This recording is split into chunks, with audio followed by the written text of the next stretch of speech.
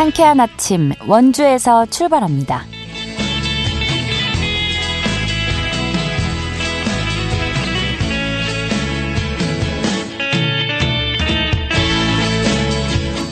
여러분 안녕하십니까? 2025년 1월 2일 목요일 KBS 원주방송국에서 전해드리는 상쾌한 아침 원주에서 출발합니다. 저는 진행의 이은주입니다. 새해 첫 목요일 맑은 하늘을 기대하셔도 좋겠습니다. 오늘 별다른 눈비 소식 없이 하늘이 쾌청하겠는데요. 기온도 평년보다 높을 것으로 보이지만 그래도 추위 대비 잘 해주셔야겠습니다. 오늘 아침 최저기온 영하 8도에서 영하 3도로 출발했는데요. 낮 최고 기온은 5도에서 6도까지 오르겠고 오늘 미세먼지 농도 좋음에서 보통 수준 보이겠습니다. 하지만 현재 원주의 초미세먼지 농도 나쁨 수준을 보이고 있으니까 호흡기 관리 잘 해주시기 바랍니다.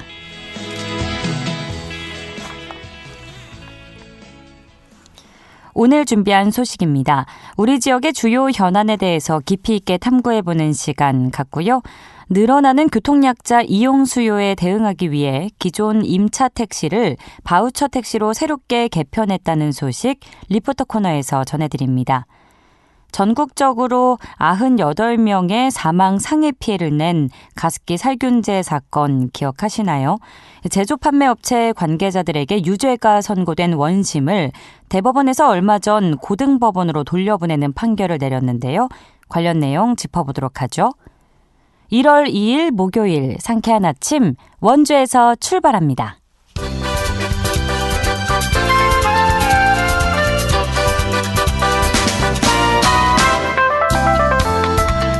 오늘의 뉴스입니다.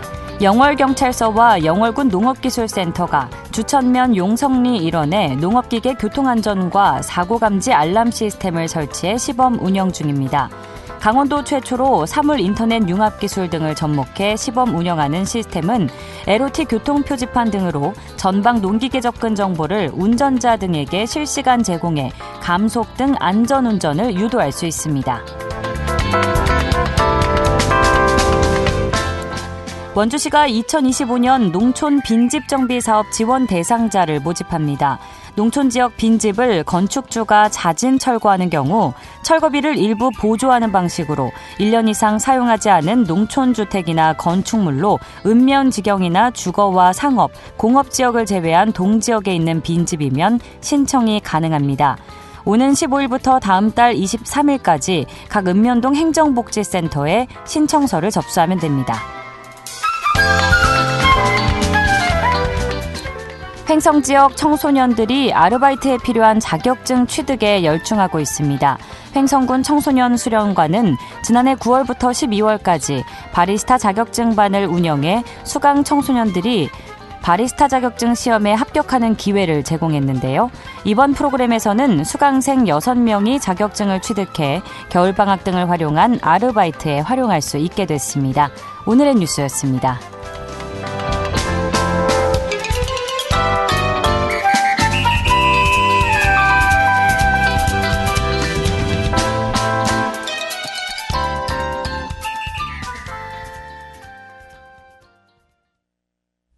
상쾌한 아침 원주에서 출발합니다. 함께하고 계십니다. 상지대학교 최혁진 연구교수와 함께 우리 지역의 주요 현안에 대해서 깊이 있게 탐구해보는 시간 갖겠습니다. 오늘도 스튜디오에 나와주셨는데요. 교수님 안녕하세요. 네, 안녕하세요. 네, 새해 복 많이 받으시고요. 감사합니다. 아나운서님도 새해 복 많이 받으십시오. 감사합니다. 올해도 알찬 소식 잘 부탁드립니다. 네. 자, 오늘 먼저 살펴볼 소식이 원주 시민 대다수가 아파트에 거주하는 비율이 무려 77%에 달하는 것으로 조사됐다고요. 네, 강원연구원이 최근 발표한 강원자치도 주택 현황에 따르면요. 네. 2023년 기준으로 원주시 주택 중에 아파트가 차지하는 비율이 무려 77%에 달한다고 합니다. 네. 원주시 총 주택수가 15만 호가 조금 넘는다고 합니다. 네. 그중에 11만 5천 호가 아파트라고 하니까요. 무려 77.13%에 이르는 것입니다. 이 통계를 보게 되면 아마 원주 시민 중에 10명 중에 한 8명이 한 80% 정도가 아파트에 살고 있다라고 우리가 추정해 볼 수 있고요. 전국의 다른 도시와 유사하게 원주시도 아파트 중심의 주거 문화가 가장 일반적인 주거 형태가 되었다는 것을 알 수 있습니다. 네. 아파트 중심 주거 문화는 이제 편리성과 효율성에 있어서 장점이 있다고 합니다. 그렇죠. 주거 밀집도에 비해서 하지만 공동체성이 아주 취약하고 사실 위아래에 살고 있잖아요. 머리 위에 살고 머리 아래 살고 아주 가까이 살고 있음에도 서로 잘 모르고 지내는 경우가 많고요. 네. 또 층간소음 등의 문제가 최근에 계속 사회 문제가 돼서 맞아요. 여러 가지 갈등 요인이 되고 우리 사회의 이슈가 되고 있습니다. 그래서 아파트를 공동체 복지 공간으로 전환하는 것을 고려해 볼 시점이라는 이야기도 거론되고 있죠. 네, 맞습니다. 최근 급속한 고령화에 따라서 복지 수요가 아주 빠르게 증가하고 있는데요. 예. 그런데 저성장과 이제 부자 감세로 인해서 정부의 재정 여력이 많이 위축되었습니다. 사회 안전망에 대한 필요성은 높아지고 있는 반면에 그 안전망을 구축할 수 있는 재정 기반이 아주 취약해졌다라고 할 수 있는데요. 네. 그런 상황의 대안으로 아파트 중심의 공동체 복지 모델을 만들어 보자라는 시도가 전국적으로 조금씩 확산되고 있습니다. 예. 우리가 안정적이고 효과적인 복지가 실현되려면 정부 역할이 일단 중요합니다. 네. 재정 확대도 해야 되고 지원도 크게 늘려야 되는데요. 근데 무엇보다 이제 그것만으로는 한계가 있고요. 서로 없는 공동체 문화를 어떻게 만들어낼 것이냐, 그리고 주민들의 자원 활동과 참여를 어떻게 더 많이 촉진할 것이냐, 또 서비스를 이용하실 분들의 접근성에 문제가 있습니다.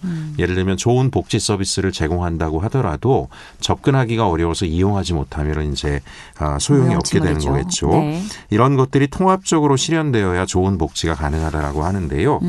사실 주민 다수가 아주 밀착되어 살아가고 있는 아파트는 이런 조건을 동시에 구현하기에 아주 좋은 조건을 지니고 있습니다. 구체적인 사례들을 좀 말씀드리면 네. 이런 문제를 해결해 보자라고 주민들이 나서서 아파트 전체를 협동조합으로 만든 곳도 있습니다. 그 위스테이 별내 사회적 협동조합인데요. 네. 남양주 별내에 있는 한 500세대 가까운 아파트인데 주민 전체가 협동조합의 조합원이 돼서 아파트 단지를 마을 공동체로 인식을 하고요. 주민들이 참여하는 가운데 돌봄센터, 또 아파트 방송국도 운영하고 있고요. 우와. 빨래방, 또 도서관, 카페도 운영하고요. 또 상해까지 직접 운영하고 있습니다. 여기서 또 수익이 발생하는 것을 가지고는 마을 공동체, 즉 아파트 공동체의 복지를 위해서 다시 투자하고 있는 그런 선순환 복지 모델을 만들고 있습니다. 그렇군요. 정말 공동체 복지 공간으로 실현된 곳이 있는 것 같은데 또 다른 시도의 경우 이렇게 아파트 단위 공동체 생활 프로그램이 이루어지고 있는 예시가 있을까요? 예, 주민들의 이런 시도가 굉장히 긍정적인 영향을 줄 수 있다라고 판단하고 네. 전남의 광주광역시 경우에는 지자체 차원에서 아파트 단위의 공동체 생활을 지원하는 다양한 프로그램들을 개발해서요. 운영 지원하고 있습니다. 특히 세대수가 많은 아파트의 경우에는 아예 커뮤니티 센터를 설치해서요. 이를 중심으로 다양한 주민 공동체 활동을 펼쳐나갈 수 있도록 하드웨어적으로 소프트웨어적으로 지원하고 있는데요. 네. 사실 아파트를 마을 개념으로 바라보고요. 아파트 단지별로 복지 공동체를 실현하는 방향으로 우리가 생각을 전환하고 정책의 방향을 바꿔보면 그야말로 정부 지원 대비 훨씬 풍요로운 주민주도 복지 공동체를 실현하는 것이 가능해질 수 있습니다. 최근에 우리 전문직 경험이 아주 많은 베이비 부머 세대들이 많이 은퇴했고요. 네. 이분들이 주로 아파트 거주를 하고 있어요. 이분들은 다양한 분야에서 굉장히 높은 전문성을 지니고 있는 분이잖아요. 네. 그래서 사실 요즘에 유엔에서도 65세까지 청년으로 봅니다. 은퇴했지만 건강하고 활기차게 사회활동을 할 수 있는 분들인데요. 이런 분들이 아파트별로 복지공동체 모델의 주역이 될 수 있도록 정부가 재정적으로도 뒷바라지하고 프로그램적으로 하드웨어적으로 뒷받침하면 한국형 복지 모델이 만들어질 수도 있겠다 저는 생각해 봅니다. 예, 뭐 유명한 음악도 만들어지지 않았습니까? 이제 네. 공간 활용에 대한 재해석이 네, 잘 이뤄져서 더 탄탄한 주거 공간으로 거듭나면 좋겠네요. 자, 다음은 원주시가 산후조리 지원으로 올해부터 최대 50만 원을 지원한다고 밝혔는데 이번 기회에 원주형 기본소득 논의가 좀 본격화될 필요성이 제기되고 있다고요. 네, 맞습니다. 원주시는 금년부터 소득 재산 기준 없이 최대 50만 원의 산후조리 비용을 지원하겠다라고 입장을 밝혔습니다. 네. 올해 1월 1일 이후 출생한 신생아를 시에 출생 등록한 산모, 원주시 주민등록 기준이고요. 네. 신청할 수 있고요. 사산한 경우에도 지원한다라고 합니다. 산후조리비 지원은 원주시 등록업체에서만 사용된 경우로 제한하고요. 사용처는 산후조리원, 산모 신생아 건강관리 지원 서비스 제공기관의 본인 부담금, 산모의 의료비 및 약제비, 운동시설 이용 등에 관한 것입니다. 신청은 산모가 출산이나 사산한 날로부터 12개월 이내에 원주시 보건소 모자보건실을 방문해서 산후조리와 관련된 영수증을 제출하는 방식으로 진행하겠다고 합니다. 네. 산후조리비 지원은 저출생 문제에 대해서 직접적인 현금성 지원을 하는 것이고요. 이용자의 체감도를 높여내려는 접근으로서 저는 늦게 시작되지만 환영한다라는 말씀 드리고 싶습니다. 네. 다소 슬픈 관련 소식이 될 수 있을 것 같은데 영국의 인구학 석학 데이비드 콜먼 옥스퍼드대 명예교수가 2006년 유엔 인구 포럼에서 우리 한국이 1호 인구 소멸 국가가 될 수 있다고 경고한 바 있었죠. 예, 세계적인 석학인데요. 네. 무려 19년 전에 콜먼 교수가 경고를 했습니다. 설마 했는데 이게 현실화돼 버렸고요. 예. 그 속도가 더 빨라지고 있는 것에 대한 우려도 아주 높습니다. 여성 1명이 평생 낳을 것으로 예상되는 자녀 수인 합계 출산율, 이걸 합계 출산율이라고 합니다. 네네. 2006년에 1.13명이었어요. 그러면 2명의 부부가 아이를 1명밖에 안 낳는 그쵸. 거니까 인구가 절반이 되겠죠. 네. 근데 2023년에는 0.72명까지 떨어졌습니다. 그러니까 2명이 1명도 안 낳는 상황이 돼버린 거예요. 네. 대한민국은 전 세계에서 가장 빠르게 지도에서 사라질 것이다라고 하는 우려가 현실적인 우려가 됐습니다. 유엔 기준에 따르면은 고령 사회에 진입한 지 우리가 7년 만에 65세 인구 비율이 20%인 고령 사회 기준이 65세 인구 비율 14%거든요. 네. 근데 저희는 20%를 넘어서는 초고령 사회에 진입했고요. 맞습니다. 유례가 없는 속도입니다. 청년 세대는 급속히 늘어나는 고령 세대를 위해서 복지 부담이 커지고 있겠죠. 네. 왜냐하면 고령자들도 복지적인 혜택을 하는 것은 결국 청년들이 벌이한 돈에서 세금을 띄어서 해야 되는데요. 네. 청년 세대 부담은 상당히 커질 것입니다. 그런데 또 동시에 우리가 저성장 국면에 돌입해 있고요. 디지털 전환 때문에 고용이 굉장히 축소가 되고 있습니다. 청년들은 일자리가 없는 가운데 많은 세금을 부담해야 되는 그런 소득 불안정의 늪에 빠져들고 있고요. 네. 그러다 보니까 또 결혼을 더욱 기피하고 맞아요. 이런 것이 저출생으로 이어지고 있습니다. 네. 이 혼인과 육아까지 감당하는 게 현실적인 어려움이 되고 있는 상황에 산후조리비 지원과 같은 일종의 기본소득 성격의 보편적인 현금성 지원이 좀 확대될 필요가 있다라는 목소리가 높아지고 있습니다. 네, 산후조리비 지원 사업 시행 자체는 환영하지만 실질적인 효과성을 위해선 다각적인 대책 마련이 필요할 것 같은데 교수님 시간 관계상 가장 중요한 대책 마련 한 가지만 말씀해 주신다면요. 예, 일단 시작을 했는데요. 네. 다태아 즉 쌍둥이나 새쌍둥이 지원까지 지금 차별화해서 지원을 확대하는 것이 굉장히 필요하고요. 예. 산모의 선택권, 지역 화폐로 지급해서 산모가 필요한 곳에 자유롭게 쓸 수 있도록 해주는 게 좀 중요하고요. 그다음에 이제 지역 화폐 방식과 연계해서요. 현금성 지원을 늘리는 다양한 복지 모델들을 기본소득을 이번 기회에 깊이 논의해 볼 필요가 있겠다. 왜냐하면 지금은 개개인의 노력과 무관하게요. 사람들이 좋은 일을 얻기가 어려운 시대이기 그쵸. 때문에 예. 대안이 구체화될 때까지는 정부가 그에 대한 보장성을 탄탄하게 만드는 논의를 시작해야 된다. 원주시가 좀 선도 모델이 됐으면 하는 바람입니다. 네, 오늘 말씀은 여기까지 듣겠습니다. 상지대학교 최혁진 연구교수와 함께했습니다. 고맙습니다, 교수님. 네, 감사합니다.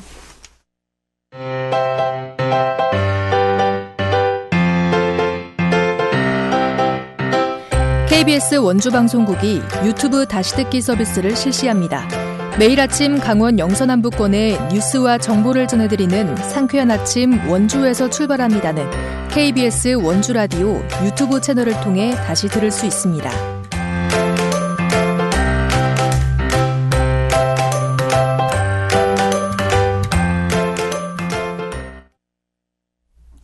8시 46분입니다. 원주시가 꾸준히 늘어나는 교통약자 이용 수요에 대응하기 위해 내년부터 교통약자 임차 택시를 바우처 택시로 개편해 새롭게 운영하는데요. 자세한 이야기 김소혜 리포터와 나눠봅니다. 안녕하세요. 네, 안녕하세요. 네, 우선 그동안 교통약자를 위해서 임차 택시를 운영해 왔는데 개편을 하게 된 이유가 궁금합니다. 네, 원주시는 그동안 교통약자의 이동 편의를 위해 특별 교통수단과 임차 택시를 운영해 오고 있었는데요. 네. 이 중 임차 택시는 휠체어를 사용하지 않는 보행상 장애인을 위해 개인 택시를 임차해서 이동 서비스를 제공하는 사업입니다. 이 원주시의 교통약자 시스템에 등록된 교통약자는 3,980여 명으로 교통약자 수가 매년 400명 이상씩 증가하고 있다고 하는데요. 이 교통약자의 이동권 보장을 위해 꾸준히 임차 택시 차량을 증차하고 있지만 출퇴근과 점심시간 등 특정 시간대에는 호출이 몰리기 때문에 배차가 다소 지연되는 불편함이 있었다고 합니다.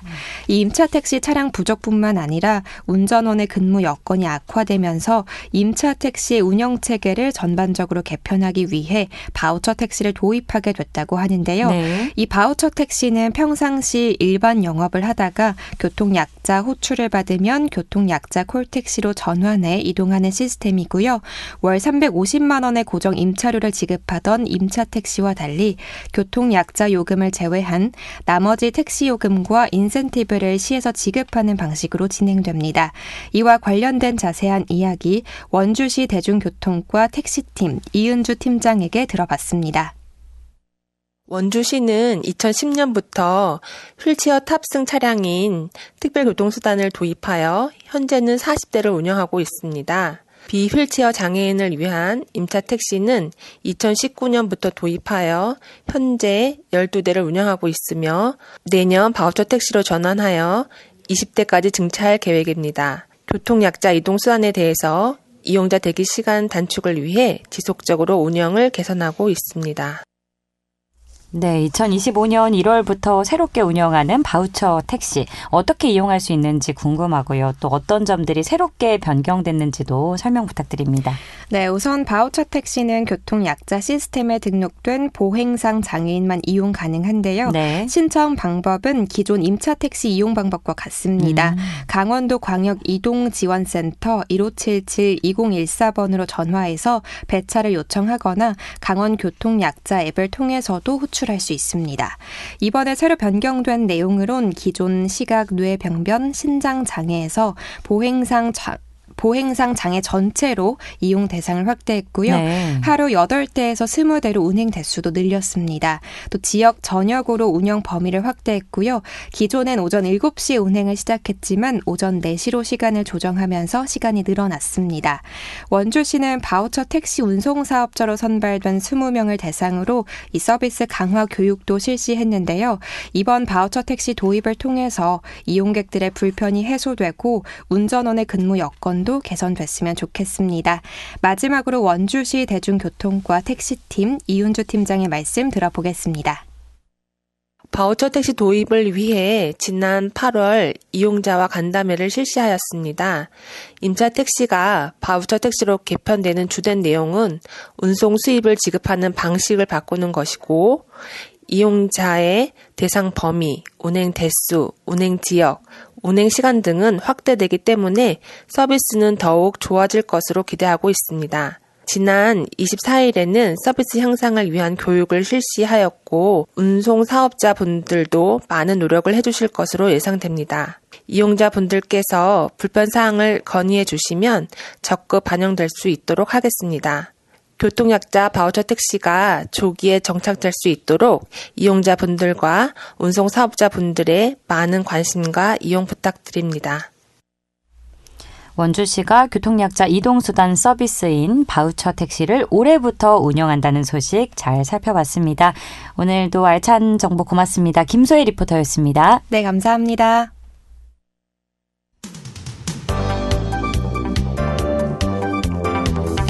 생생한 현장, 유익한 생활 정보를 전해드리겠습니다. KBS 원주라디오 상쾌한 아침 원주에서 출발합니다를 함께하고 있습니다.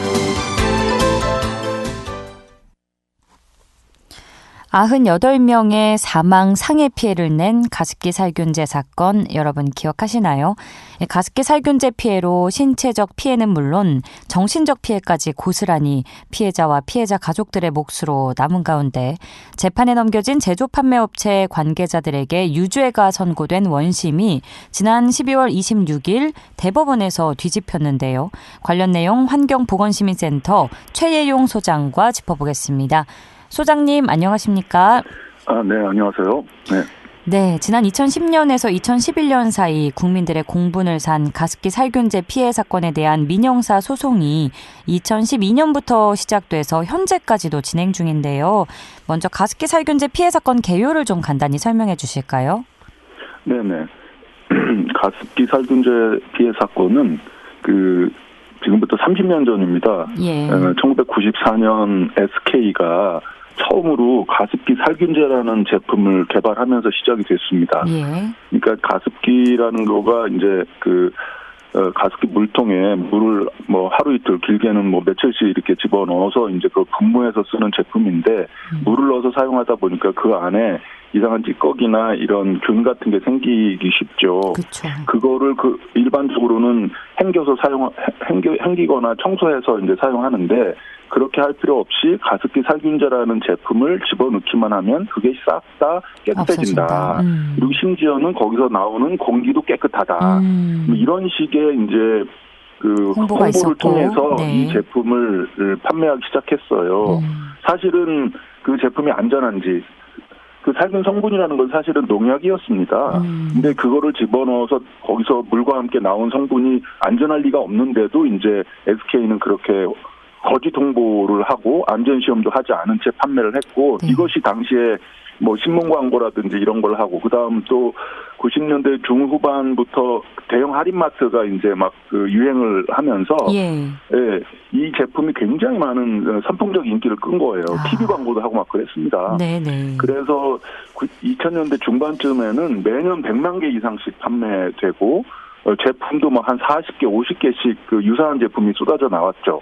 이렇게 해서 2011년 이 사건이 알려질 때까지 18년간 무려 1000만 개가 판매됐고 종류는 50개가 넘습니다. 물론 중소기업 제품도 있지만 대기업 제품들 그러니까 SK, 애경, 옥시 당시에 이제 삼성 홈플러스에서도 PB 상품을 만들고 롯데마트, 신세계, 이마트 이런 데서 PB 상품을 만들어 파니까 사실은 우리나라 국민 소비자들 누구나 슈퍼에만 가면 이런 제품이 여기저기 있는 거예요. 그리고 안전하다 그러고 굉장히 유명한 회사의 제품이다 보니까 앞다퉈 이런 제품을 사용을 했고 결과적으로는 엄청난 우리나라 국민 5명 중에 1명인 1000만 명이 사용을 했다 그래요. 예. 그리고 그 중에 한 10%인 94만 명이 이제 건강 피해를 본 걸로 추산이 되고 2만 명은 사망한 것으로 그렇게 이제 추산이 되는데 지금 최근까지 정부에 신고된 피해자들은 약 8,000명.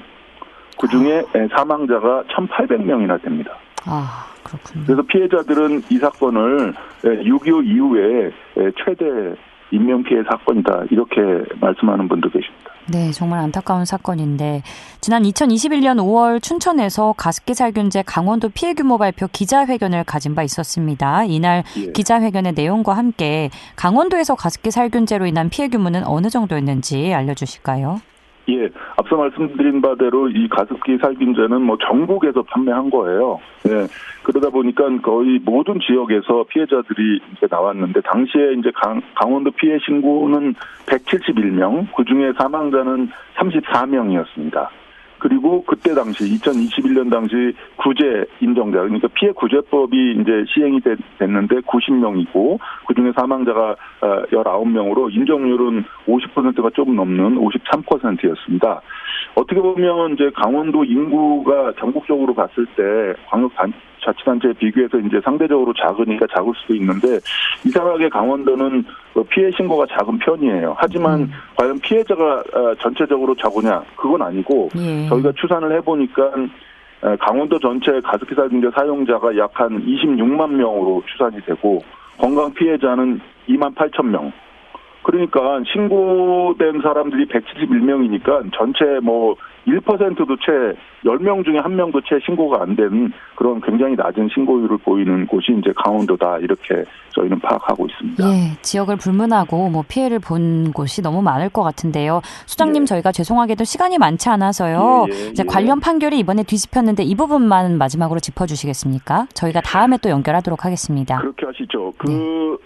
사실은 그 옥시 제품으로 구분되는 PHMG 제품은 이미 2017년에 유죄가 나서 이제 만기 출소를 했어요. 6년형 최고 나왔는데, SK나 애경 제품으로 분류되는 CMIT 독성 살균 제품이 이제 뒤늦게 수사가 됐고 기소가 됐는데 1심에서는 무죄가 나왔어요. 그러니까 이 CMIT 성분이 독성이 확인 안 됐다, 이제 이렇게 판단을 했는데 2심에서는 그 뒤집어졌습니다. 그 사이에 정부의 독성 결과가 나왔고 이거를 이제 인정을 한 거죠.